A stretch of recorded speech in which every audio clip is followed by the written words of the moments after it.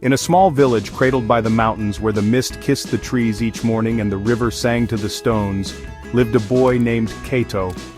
He was 10 years old, skinny as a stick, with bright eyes that held questions bigger than the sky. Kato's village, Nabulezi, had no electricity. At night, the only light came from lanterns and fires. But Kato loved the darkness, for it brought stars.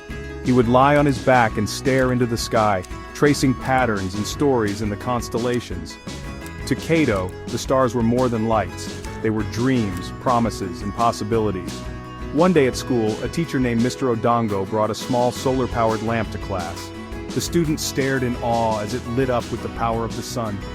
"Imagine," Mr. Odongo said, "if every child had one of these at home, you could study at night, read, and write."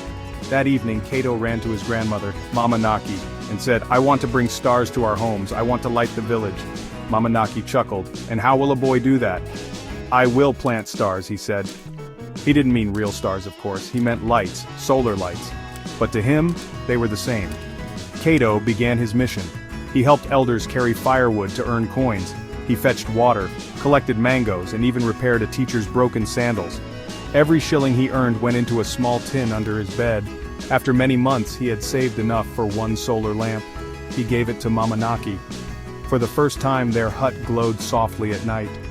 Kato sat by the lamp and read his old school books again and again, dreaming. The next week, he told Mr. Odongo he wanted to learn how solar worked. The teacher gave him old magazines and diagrams. Soon, Kato started teaching his friends. Together, they formed a group called Star Planners. They cleaned the village, helped elders, and pooled their earnings. Whenever they saved enough, they bought another solar lamp for a family. The village began to change, one light at a time. A visitor from a nearby town saw the glow of the lamps at night and was curious. He visited Nabulezi and met Kato. "You did all this?" the man asked. "With my friends," Kato smiled. "We plant stars." The man turned out to be a local journalist.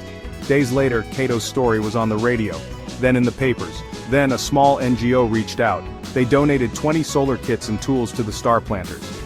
Kato and his friends became heroes, not with big words or big money, but with small actions that added up. Years later, Nabulezi became known as the Star Village. Children no longer feared the dark. They read at night, wrote poems, solved math problems, and dreamed big. Kato became an engineer, building affordable solar kits for rural homes across Uganda. At the center of the village, there stands a plaque under a solar lamp. It reads, "He did not wait for light. He planted it, and every night, the stars above shine, joined by the stars below."